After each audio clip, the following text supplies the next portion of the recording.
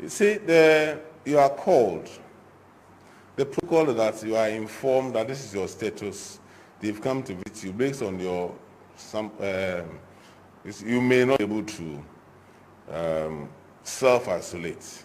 You are given a place and they come very quietly to pick you. Those you see in the Rambo style approach, those who are evading the isolation, those who are either switching off their phones or they are running away and they are not allowing them to join. Some of them are picked in the evening quietly, but it is when people are evading that we need to look at other means of trying to, in collaboration with the community, see how they can be picked. But if everybody cooperated as we do, I don't think we will have such a challenge. One of the new systems that we have to develop here is, everybody talks about test, trace, isolate. We have to have testing in every region, and then an army of tracers. You're talking about thousands of tracers who take every positive, call up every positive, who did you go to dinner with, who did you, whatever, and then isolate those people, and you have to have facilities to isolate people who can't be isolated.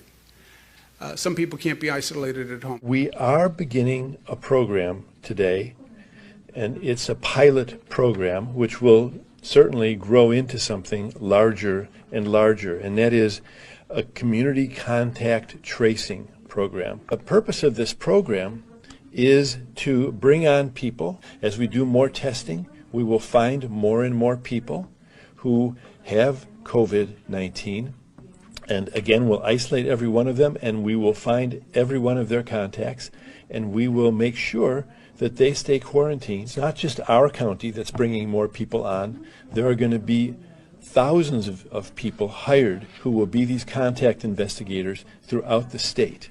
And this is occurring in many, many other states as well, perhaps all of the states. We also realize that as we find more contacts, some of the people we find are going to have trouble being isolated. For instance, if they live in a home where there's only one bathroom and there are 3 or 4 other people living there, and those people don't have COVID infection, we're not going to be able to keep the person in that home. Every person who we're isolating, for instance, needs to have their own bathroom. And so we'll be moving people like this into other kinds of housing. And more importantly, a very rapid system of getting those people out of their homes. Now we need to go and look in families to find those people who may be sick and remove them and isolate them. We need a national plan for contact tracing, and it's right now each individual province is doing it, but we need a national plan. Work with the federal government and all the provinces, the 10 provinces and the 3 territories. It's absolutely critical moving forward for many reasons, especially not to mention research as well. So what is contact tracing and how does it work? Well, if a case of COVID-19 is confirmed, individuals who have had close contact with the person will be traced and given advice on what to do if they are unwell or develop symptoms. A new NHS smartphone app is expected to play a key role in identifying those who have been exposed. People with the app can voluntarily opt in to record details of their symptoms when they start to feel unwell. Using short-range Bluetooth signals, the app will work out who that person has been close to and will anonymously alert other app users to tell them and recommend they self-isolate or get tested if needed. People on the Isle of Wight will be the first in the UK to trial the app next week. I want this pilot scheme because it protects the island better and it protects my at-risk groups, because the track, taste and test scheme is going to enable us to find where the virus is on the island. And by looking after those people with it, we can get to kill it faster. And the information that we're going to give is going to provide a roadmap to how the app functions in 2 or 3 weeks' time when it is rolled out nationally. The government says it needs 50 to 60% of people to download the contact tracing app for it to be a success. If all goes well, the technology will be rolled out nationwide later this month.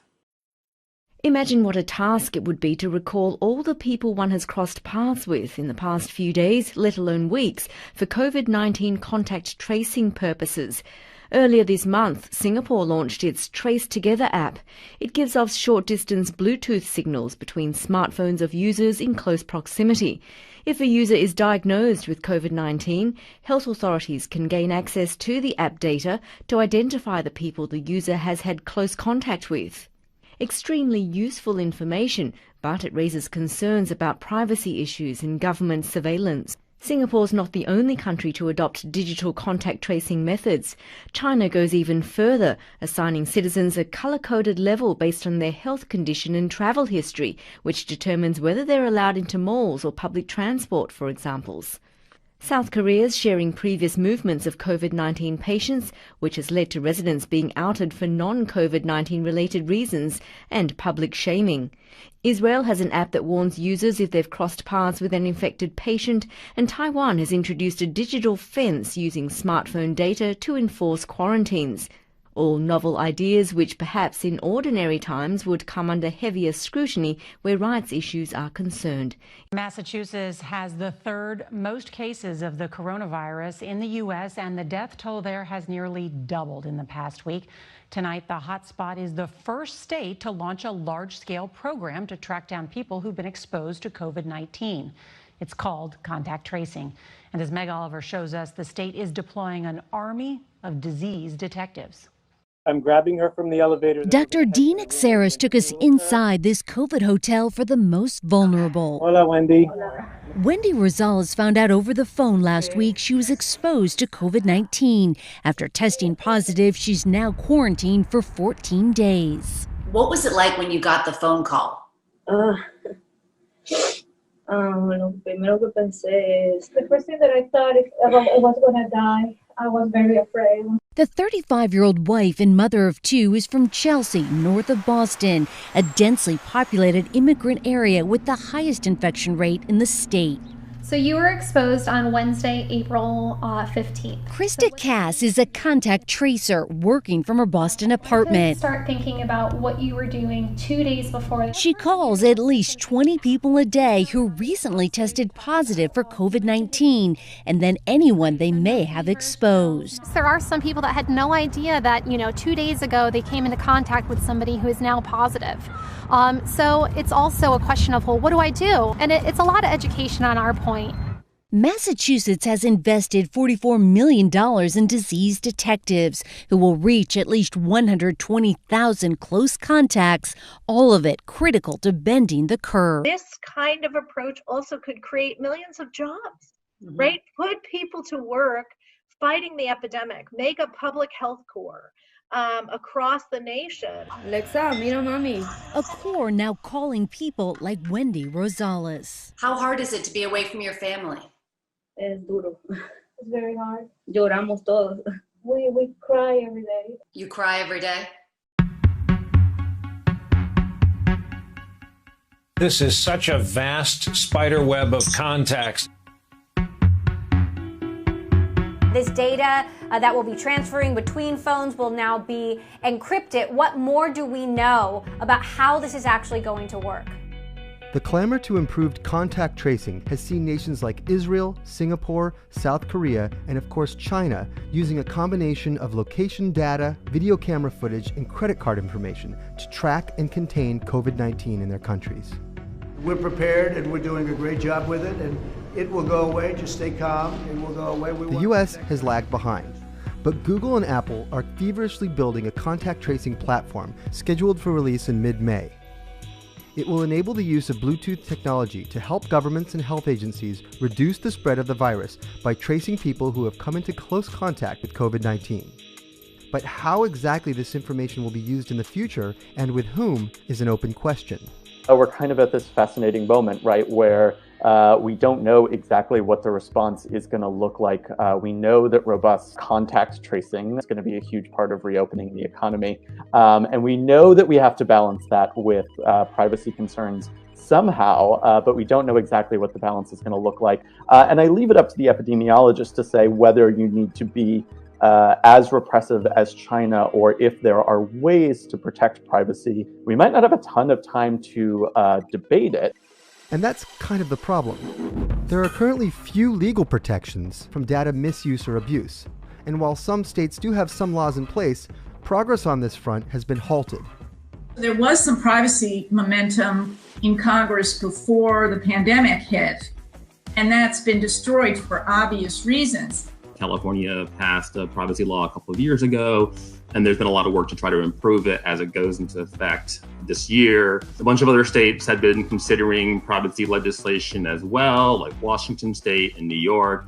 And then COVID comes, and a lot of the state legislatures have just pretty much shut down. Now, before you envision a Black Mirror episode for your personal future, you should know that as of now, involvement will be voluntary. The data it collects is to be anonymized, and there will be no central server where the data is stored, so governments or corporations can't directly grab all this private data for its own purposes. But that could easily change. But there's nothing really to stop them from having a centralized database. It's only kind of the restraint of our expectations. If our expectations were to become overturned and again shift tremendously over to safety, it could become a lot more Orwellian a lot quicker. There's many scenarios that could be quite troubling. Your information could be given to insurance companies, and it could be used as a pre-existing condition that prevents you from getting insurance or as a reason to charge you much higher prices. The information could be sold to data brokers who could then package it to anyone that they want. The information could end up with your employer, who could use it to make decisions about whether to promote you because of your health. Now, that may sound a little paranoid, but we have good reason to be suspicious. These are entities that already collect enormous amounts of our data in a commercial context, and whose mishandling of data has come under fire in the past. Exhibit A. Cambridge Analytica. Cambridge Analytica? Cambridge Analytica. We just traded away like everything there is to know about ourselves, for Farmville. And I think that people are starting to realize that wasn't a good trade. In 2016, the big data company Cambridge Analytica took the personal data of millions of Americans from Facebook. They packaged it and sold it so that political groups could then target parts of the population with narrow-casted messages. People were sharing information with friends, and they weren't necessarily expecting that data to be shared by a company like Cambridge Analytica that was making use of it to build political profiles and then serve specific advertisements or propaganda. Cambridge Analytica really captures the dilemma of privacy, which is how data collected for one reason with certain expectations is used for another reason. We have been giving away all of our most private information to companies that have then sold it on and created what is now a multi-trillion-dollar-a-year industry. This was business as usual as far as Facebook developers went. This scandal resulted in the Federal Trade Commission's fining of Facebook for $5 billion, as well as a general push for broader privacy laws. We didn't take a broad enough view of our responsibility, and that was a big mistake. And it was my mistake, and I'm sorry. What you're seeing is a greater bipartisan concern about the power of these dataopolies and how do we rein them in.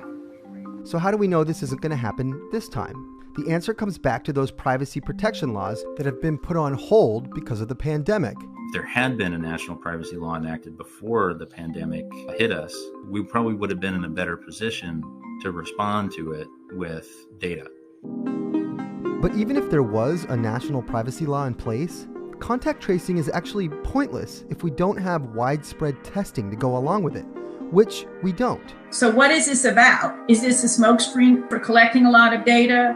Is the data truly going to stay anonymized or aggregated? The pandemic is showing why a general privacy law is so important, because there's so much confusion around data collection concern that there will be overreach and lack of rules about how the information could be reused for other purposes. Laws are going to be needed to stem a lot of this corporate data collection. And I think you're only going to see those efforts continue. Short term, I think they may be delayed because of COVID, but I think the fundamental concerns around overly broad corporate collection aren't going away.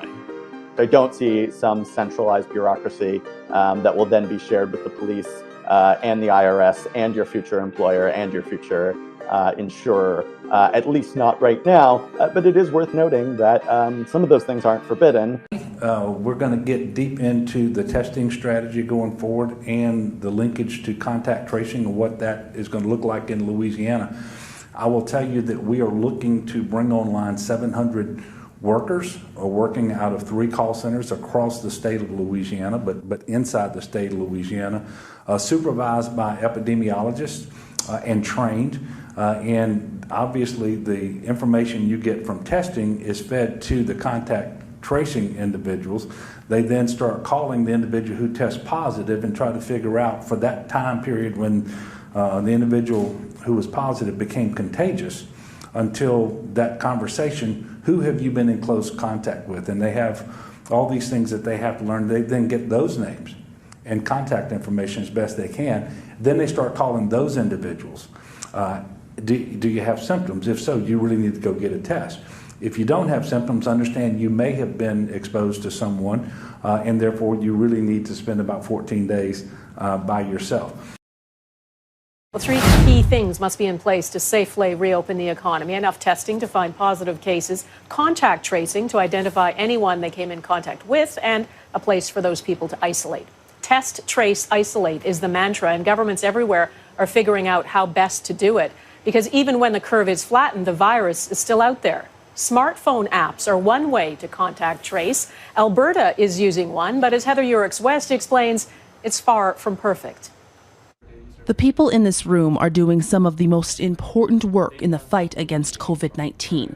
They are contact tracers, and their job is to find people who may have been exposed. So we're breaking chains of transmission through the contact tracing and also identifying, as I said, potential sources that there might be a cluster happening that we need to identify. Without proper contact tracing, a small outbreak can quickly get out of hand. But the work is tedious and imperfect, relying on people to remember everywhere they went and everyone they saw, going back 2 weeks or more. If you ask them what they did 1 day ago, 4 days ago, 5 days ago, it takes a while for that recall. It's why provinces are looking at supplementing their contact tracing work with new technology. Alberta was the first to launch its own smartphone app. AB Trace Together uses Bluetooth to build a record of other app-enabled phones that have been nearby, within 2 meters for at least 15 minutes. Those records are kept on the phone for 21 days. If a user tests positive for COVID-19, they can consent to upload those records to assist public health contact tracers who can then call anyone who may have been exposed. But in order for the app to work on iPhones, users must make sure the app is open and the phone is unlocked every time they go out. And while more than 100,000 Albertans have downloaded the app, more than 2 million need to use it in order for it to work. The University of Oxford study details it pretty well. We need 50 to 60% adoption rate in order for these apps to be effective. Morgan Chan's team has developed a different kind of app, one that uses GPS. Whether to adopt an app and which one is a decision each province and territory will have to make. But there's a growing call for a national strategy as well. Because if people use all different kind of tools, then it will be more difficult. And some contacts, of course, may go in between provinces. So I think that's an important area of discussion. With little time to waste as Canada works towards a new normal under the still present threat of COVID-19. And of course, we're developing the contact tracing app, which can help us deliver test, track and trace on the mass scale that we need across the country. The app, which takes full consideration of privacy and security, has already been tested in closed conditions at an RAF base. And today I can announce the next steps. From tomorrow, we will begin to pilot test, track and trace on the Isle of Wight. One key aspect of fighting the spread of the virus is tracking down those who've had contact with someone who's infected. News Channel reporter Cesare De Los Santos spoke with Ventura County health experts about plans to beef up what's known as contact tracing. That's right, contact tracing is not a new effort for Ventura County. The health department has been doing it since the virus broke out, but now public health is expanding its efforts in a major way. We want to make sure when we're calling them, it's only supportive, it's only to help them. Ventura County Public Health is in the process of training 60 new contact tracers. That's triple the number from just a month ago. I believe one public health nurse with 10 contact tracers.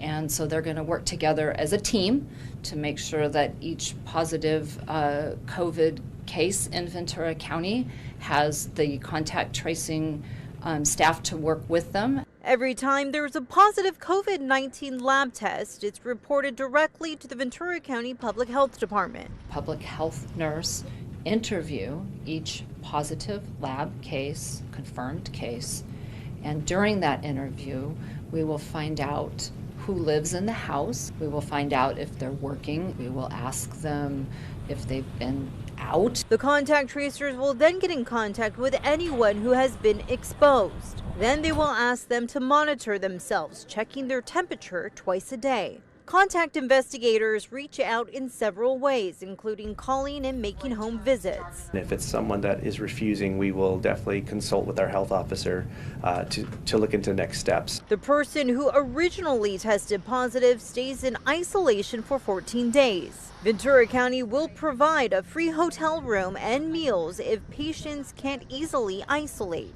Or if we determine that there might be a high-risk family member, such as a senior, we have a special housing program that we can offer them. First they came for the communists, and I did not speak out, because I was not a communist. Then they came for the socialists, and I did not speak out, because I was not a socialist.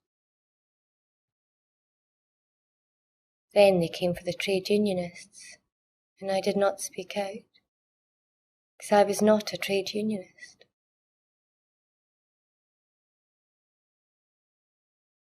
Then they came for the Jews, and I did not speak out, because I was not a Jew.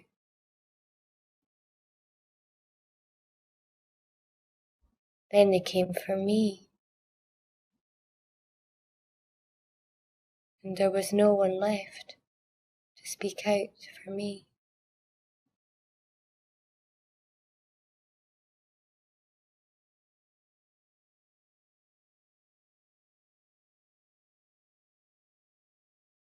The moral to be drawn from this dangerous nightmare situation is a simple one. Don't let it happen. It depends on you.